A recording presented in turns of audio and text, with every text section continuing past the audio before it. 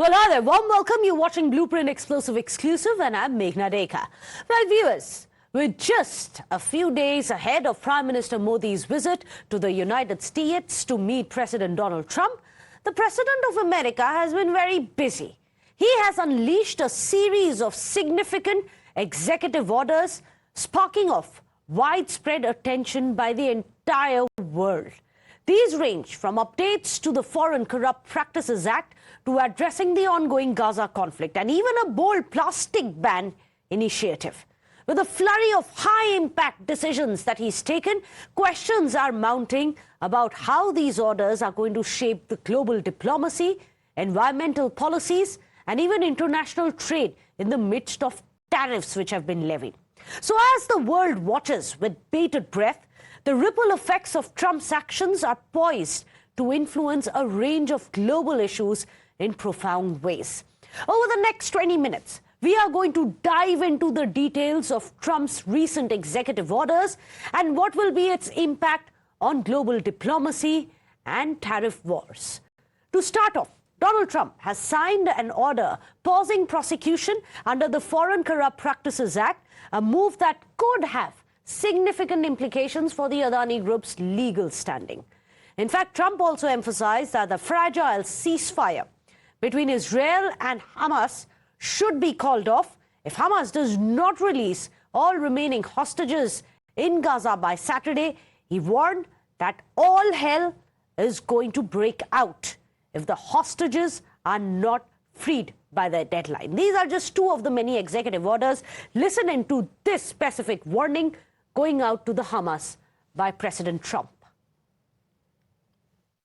Well, I would say this, and I'm going to let that because that's Israel's decision, but as far as I'm concerned, if all of the hostages aren't returned by Saturday at 12 o'clock, I think it's an appropriate time.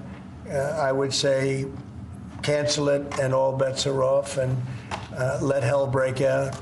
I'd say they ought to be returned by 12 o'clock on Saturday, and if they're not returned, all of them, not in drips and drabs, not 2 and 1 and 3 and 4 and 2. Saturday at 12 o'clock, and after that, I would say all hell is going to break out. Well, not just that.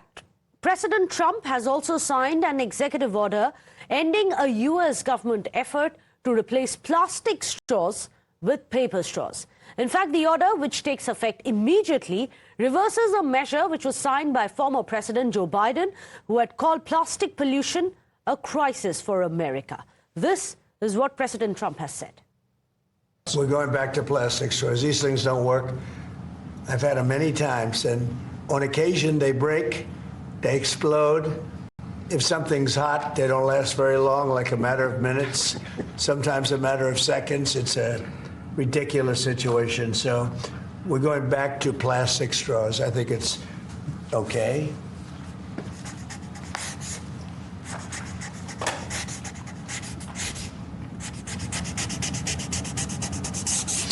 And I don't think that plastic's going to affect a shark very much as they're munching their way through the ocean.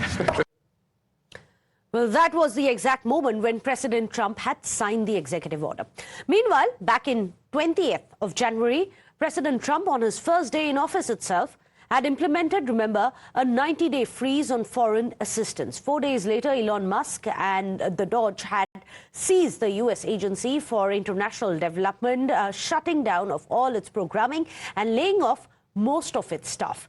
Now, Trump, who is a long-term critic of overseas spending, has signaled out U.S. aid, describing U.S. officials in the agency as being radicals. In fact, Elon Musk, on the other hand, has taken to Twitter and he's called the agency a terrorist organization. No, I don't think so. No, not when it comes to fraud. If there's fraud, these people are lunatics. And if it comes to fraud, you wouldn't have an active Congress, and I'm not sure that you would anyway. But we just want to do the right thing. It's something that should have been done a long time ago. It went crazy during the Biden administration. They went totally crazy what they were doing, and the money they were giving to people that shouldn't be getting it, and to agencies and others that shouldn't be getting it. It was a shame. So They're tremendous fraud. But we'll be doing a report. We'll be giving you that report at the appropriate.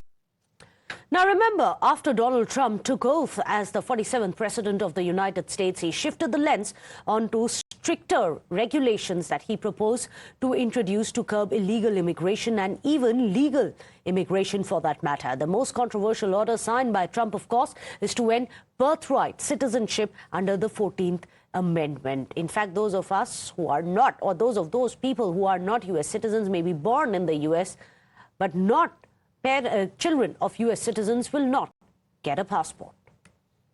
The sun sets tomorrow evening. The invasion of our borders will have come to a halt, and all the illegal border trespassers will in some form or another be on their way back home. But that's not all. Remember, President Trump has also signed an executive order giving TikTok a 75-day grace period to either shape up or shut down. He has floated the idea of 50-50 partnership between U.S. and ByteDance, the app's parent company. His reasoning? He says we can't just hand over American business to China. In fact, he says that his top priority is to save American jobs and protecting the privacy of American users. And as of today, TikTok is back.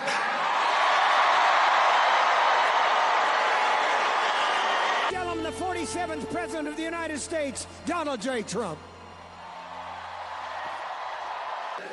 But I said we need to save TikTok because we're talking about a tremendous... Who in this audience goes with TikTok? Many? Yeah, very popular.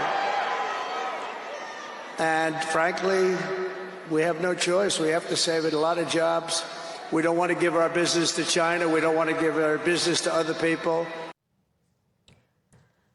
Well, even though there has been a flurry of executive orders, there have been legal hurdles as well.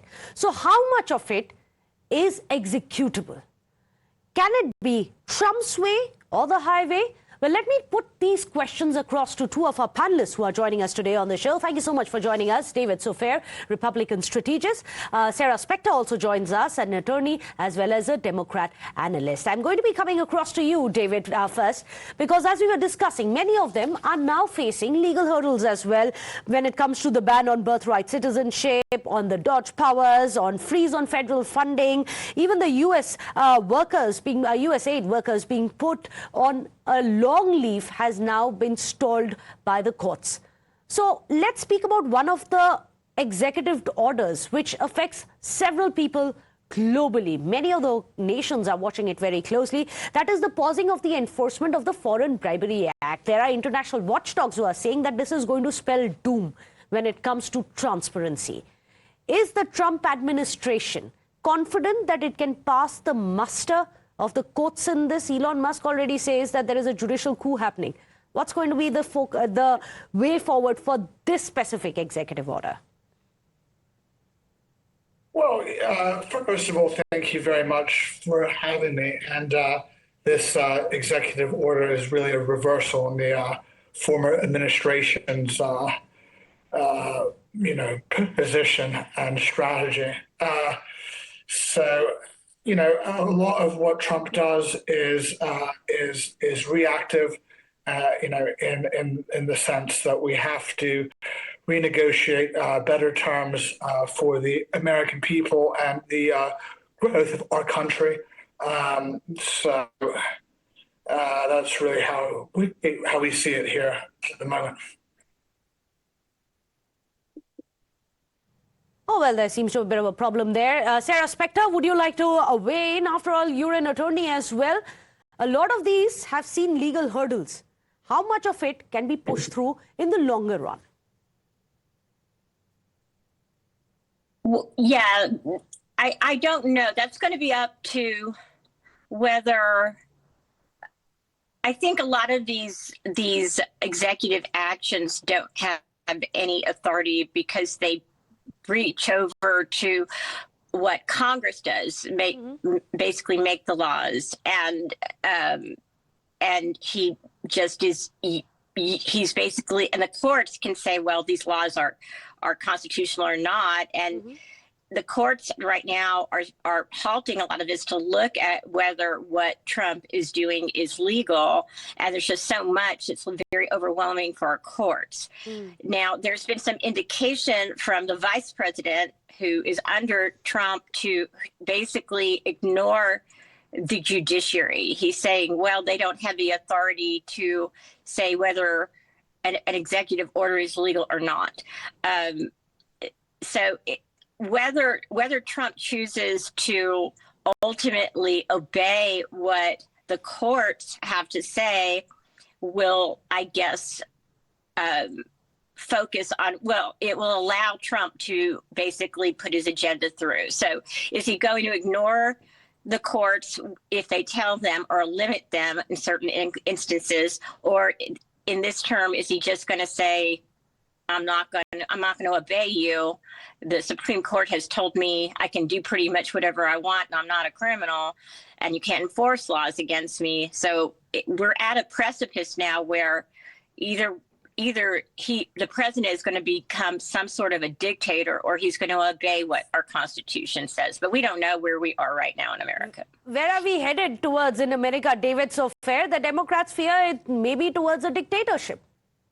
They love to throw, around these sort of words about dictator and tyrant and, of course, fascist and all that sort of thing, which is a bit pernicious considering the way he was treated during the run-up to this election, and the national security, and then all these courts where they tried to freeze, seize, and assassinate during those times. So a lot of this stuff will go to the Supreme Courts, and there is a judicial process for a lot of the orders. Again, when he puts up these big ideas, and there is this massive change that's happening in America right now, a lot of it won't go through, but a lot of it will, and ultimately it will be as America starts to heal from the last 4 years of quite incompetent leadership from a state by state and national level, not to mention our bad 4 years of just terrible foreign policy as well. Whilst we mend this and whilst we heal as a country, while America becomes safe again, that's where we are with all this sort of thing. Well, that's very interesting, because it seems that even the Republicans are prepared that some of this is not going to be pushed through. They have been planning this. Some of it won't be pushed through, but some of it will be pushed through. And, and these are good things. These executive orders are broad and sweeping. It's promises made, promises kept. And I think a lot of it will go through as we currently have the majority of the House, the Senate, and and the Supreme Court, for that matter, as well, it's Republican dominant there as well. So we look forward to restoring a lot of the damage that's been caused by the Biden administration in the past 4 years, and we have to get back to building and to strengthen our country. So I think that's what we're doing. But that's very interesting, because what happens in America doesn't just stay in America. It has implications across the entire globe. It has implications across the entire globe. Sarah Spector, for example, the warning which has come in right now, all hell will break loose. Release the hostages by Saturday, or else what, Sarah Spector? I don't know. That's the other thing. Trump ran on an isolationist agenda, wanting to get us out of wars, get us out of foreign conflicts. I know that a lot of his supporters like that policy. I don't agree with isolationism, but his words and actions don't appear to be basically complying with what he ran on. And, again, this is why many people did not want Trump back in office. He uses hyperbolic language, and you don't know whether to take him seriously or not. And I guess what if he doesn't follow through? Let's say they don't release the hostages, and Trump doesn't follow through with what I am interpreting as military action from the United States. That's the way I interpret it. Then we're going to look damaged to the world. And if we do get into a military conflict in the Middle East, I do think all hell is going to break loose. It's going to be a holy war. We every time we get involved with the Middle East, it has not turned out well, whether it had been Afghanistan or Iraq. We don't understand that part of the world, and all sorts of chaos does happen. So I don't know why Trump is saying these words. They're hyperbolic. They make people nervous. Sure, of course, I'm Jewish. We want the hostages released, but sometimes it doesn't take the language of a president threatening war in the Middle East without congressional approval. It's just chaos here. Well, we'll have to wait and see how this pans out. There are other issues as well. I wish we had more time, for example, to discuss the impact of banning paper straws in US.